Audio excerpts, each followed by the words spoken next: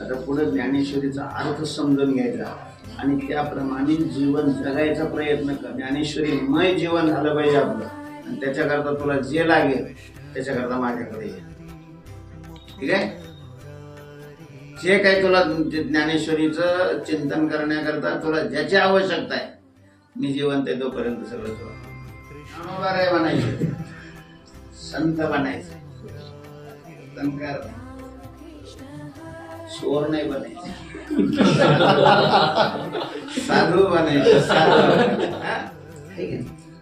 हे काही कुठं 2,000 5,000 मिळून त्याचा काय उपयोग आहे? त्या ज्ञानेश्वरी गोवीमध्ये ज्ञानोबांनी काय सांगितलंय आणि मग आपल्या ठिकाणी ते कसं येणार आहे, अशी आता पुढच्या रस्त्याला निघायची आवश्यकता आहे, गरज आहे.